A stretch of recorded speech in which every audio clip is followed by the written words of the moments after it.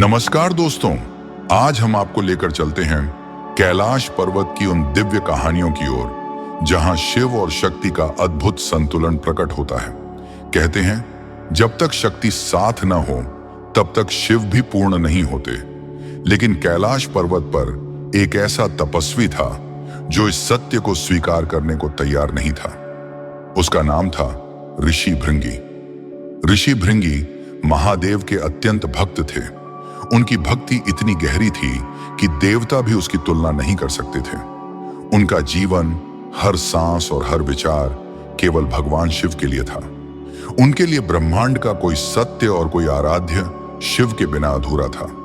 हर दिन ऋषि भृंगी कैलाश पर्वत जाते। वह शिव की पूजा करते, ध्यान लगाते और उनकी परिक्रमा करते। यह परिक्रमा उनके लिए केवल कर्म नहीं बल्कि भक्ति का प्रमुख माध्यम थी। लेकिन उनकी भक्ति में छिपी थी एक बड़ी कमी, अज्ञान और जिद जो उन्हें सही मार्ग नहीं दिखा रही थी। ऋषि भृंगी केवल शिव को मानते थे, लेकिन शिव की अर्धांगिनी माता पार्वती को वे नकारते थे। उनकी दृष्टि में पार्वती माया और भ्रम का प्रतीक थी। एक तपस्वी के लिए माया से दूर रहना सर्वोच्च धर्म था। यही ऋषि भृंगी का मानना था। अन्य ऋषि, मुनि और देवता कैलाश पर आते तो वे शिव और पार्वती दोनों को समान श्रद्धा से पूजते। वे जानते थे कि चेतना और ऊर्जा एक हैं और अलग नहीं की जा सकती। लेकिन ऋषि भृंगी इस सत्य को समझ नहीं पाए। एक दिन कैलाश पर सभी देवता शिव पार्वती की पूजा कर रहे थे। ऋषि भृंगी की बारी आई तो वे सीधे शिव की ओर बढ़े और केवल उनका ही चक्कर लगाने लगे। माता पार्वती ने उन्हें रोका, शांत स्वर में कहा, हे अर्षि, मेरी उपेक्षा कर आप शिव की परिक्रमा कैसे कर सकते हैं? मैं और शिव अलग नहीं हैं। मेरी परिक्रमा के बिना उनकी परिक्रमा अधूरी है। लेकिन ऋषि भृंगी ने नहीं मानी। उन्होंने उत्तर दिया, हे देवी, मुझे क्षमा करें। मेरी भक्ति केवल महादेव के लिए है। मैं किसी और को स्वीकार नहीं कर सकता। माता पार्वती शिव के ओर निकट बैठ गईं ताकि ऋषि भृंगी अकेले शिव की परिक्रमा न कर सकें। लेकिन ऋषि भृंगी की जिद ने हार नहीं मानी। उन्होंने अपनी योग शक्ति से खुद को एक सूक्ष्म जीव में बदल लिया और शिव पार्वती के बीच से निकलकर केवल शिव की परिक्रमा करने लगे। यह देखकर पार्वती का हृदय आहत हुआ। उन्होंने शिव से कहा, स्वामी, यह केवल मेरा अपमान नहीं है, यह शक्ति के अस्तित्व को नकारना है। क्या मैं आपसे अलग हूं? महादेव मुस्कुराए।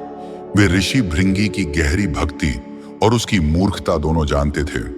उन्होंने सोचा, यह शिक्षा केवल ऋषि भृंगी के लिए नहीं बल्कि पूरे ब्रह्मांड के लिए आवश्यक है। तभी कैलाश पर एक अद्भुत दृश्य प्रकट हुआ। भगवान शिव ने माता पार्वती को अपने भीतर समा लिया। उनका शरीर दो भागों में विभक्त हो गया। एक ओर शिव जटाएं, भस्म और त्रिशूल के साथ, दूसरी ओर पार्वती सौंदर्य, करुणा और शक्ति के साथ। यह रूप था अर्धनारीश्वर। यह केवल एक स्वरूप नहीं बल्कि चेतना और ऊर्जा के अमिट संतुलन का प्रतीक था। लेकिन ऋषि भृंगी अब भी नहीं समझे। उनकी अंधी भक्ति ने उन्हें अर्धनारीश्वर में भी केवल शिव को ही देखने दिया। उन्होंने भंवरे का रूप लेकर उस दिव्य रूप को भेदने का प्रयास किया ताकि केवल शिव वाले भाग की परिक्रमा कर सकें। अब यह भक्ति नहीं थी, यह अहंकार था। माता पार्वती का धैर्य टूट गया। उन्होंने कहा, हे ऋषि, तुम शक्ति और स्त्री तत्व को तुच्छ समझते हो, इसलिए मैं तुम्हें श्राप देती हूं। तुम्हारे शरीर से वह सब नष्ट हो जाएगा जो तुम्हें मातृ तत्व से प्राप्त हुआ है। क्षण भर में ऋषि भृंगी का मांस और रक्त सूख गया। वे केवल हड्डियों का ढांचा बनकर गिर पड़े। न चल सकते थे, न खड़े हो सकते थे। तभी उन्हें अपने अज्ञान का एहसास हुआ। महादेव का हृदय करुणा से भर गया। उन्होंने ऋषि भृंगी को एक तीसरा पैर दिया, एक सहारा जो न केवल शारीरिक था बल्कि यह दर्शाता था कि जब अहंकार गिरा देता है तब ईश्वर की कृपा हमें फिर खड़ा करती है। अब आज शिव भृंगी की आंखें खुल चुकी थीं। उन्होंने अर्धनारीश्वर के चरणों में सिर झुकाया और माता पार्वती से क्षमा मांगी।